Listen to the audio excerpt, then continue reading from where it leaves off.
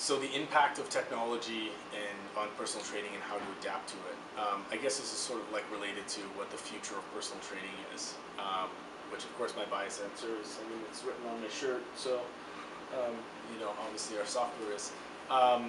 No, I think the reality of software for trainers, the future of it, you know, where this is going. One, I think it's going to make personal training more scalable, like I said, more accessible and affordable. The more that trainers can scale their services directly through a phone, interact with people through technology in that way, or in other new emerging technologies like augmented reality, virtual reality, ways like that. You know, it means the limitations that people face right now. So maybe back it up. The limitations with training right now, it's hard to scale selling your time in 1 hour blocks, whether it's to a group of people in a boot camp or group training, whether it's one-on-one, you know, or whether it's trying to take that knowledge and put it in some sort of package that you can sell to the masses. And there's sort of nothing in between that. That's the limitation right now. Technology is going to break that limitation down. It allows every trainer to blast out whatever they want on the sort of package side for everybody. But it's also going to mean that you're going to get rid of this limitation of that 1 hour block. Professionals are going to be able to, you know, spread their time through technology, be more accessible and more affordable. I think the very strong reality of where the future is going has to do with artificial intelligence, like anything else does. So where I think a lot of industries are worried about artificial intelligence eventually replacing a trainer, and we've seen that already. We've seen a lot of apps that have come out to try and replace what a trainer does. Oh, here's a program.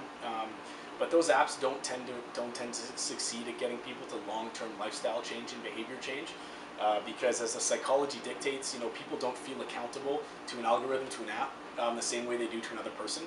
So the reality of human psychology is they're always going to need a person on the other end to hold them accountable, to push them forward, to get to those behavior change and lifestyle change points. So that's where the personal trainer is absolutely needed, and the applied knowledge. The other thing is the way the world is going is more and more fitness is being looked at as an extension of healthcare, as preventative healthcare, where doctors and the healthcare system want to see people doing fitness, but they don't have that expertise in it. So there's sort of two forces that are driving right now in the fitness world and the personal training world that I think are going to converge, and that's where the future of personal training lies. One is artificial intelligence allowing trainers to be more effective at what they do, not replacing them, but to be more effective at what they do. So being able to predict when a program needs to change or when an overtraining injury may happen, being able to do some of the science for trainers so that they can have that science at their fingertips and take a more evidence-based approach to training. And that's what's needed on this side of things, is a more evidence-based approach to training, which is a more efficacious approach to training. That's what's needed for healthcare.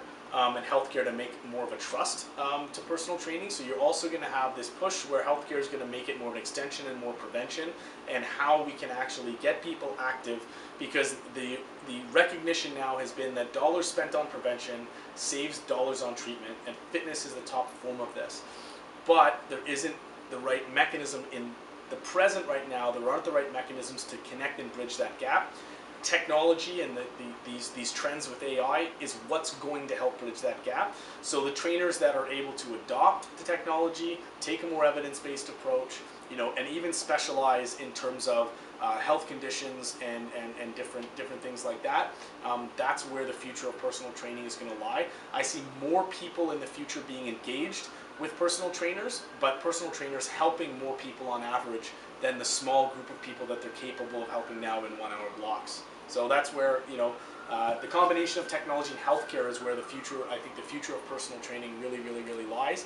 And the idea of having groups of trainers sitting in gyms selling their time in 1 hour blocks will eventually not quite fade away entirely, but will become more of a luxury and specialization, I think, than a more common way of using technology to have people connected to a trainer.